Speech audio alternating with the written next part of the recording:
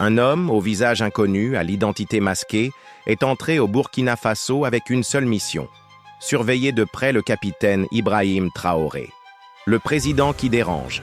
Depuis son arrivée au pouvoir, Traoré a multiplié les décisions fortes: lutte contre la corruption, renforcement de la souveraineté nationale et surtout, expulsion des influences étrangères.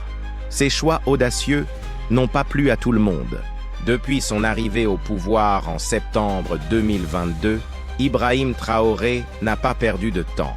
À peine installé, il a pris des décisions que peu oseraient prendre. Sa première bataille, la lutte contre la corruption. Il a mis fin à des réseaux d'influence qui s'étaient incrustés dans toutes les sphères du pouvoir.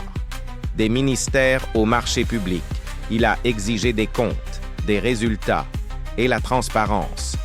Pour lui, aucun développement n'est possible tant que la corruption ronge l'État de l'intérieur.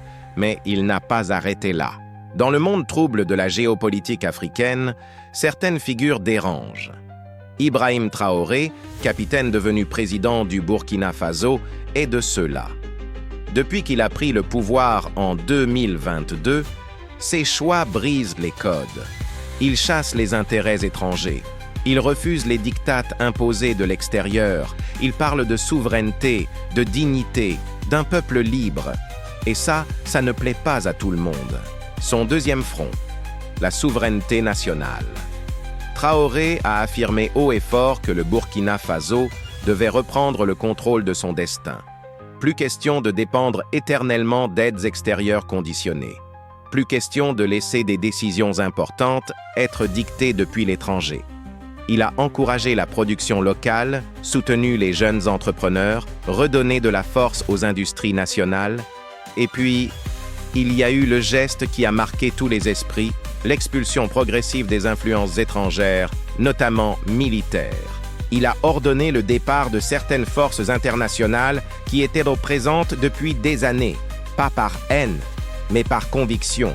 Comment protéger son peuple si l'on n'est pas maître sur son propre sol, disait-il. Des choix audacieux, courageux, mais risqués.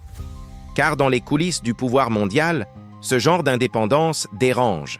Ceux qui profitaient de la faiblesse des États n'ont pas apprécié. Ceux qui utilisaient l'Afrique comme terrain de jeu stratégique ont vu d'un très mauvais œil l'émergence de ce jeune capitaine, à la voix ferme et au regard déterminé. Alors, dans l'ombre, certains ont décidé d'agir, de surveiller, de manipuler, de ralentir, par tous les moyens, cette marche vers la liberté.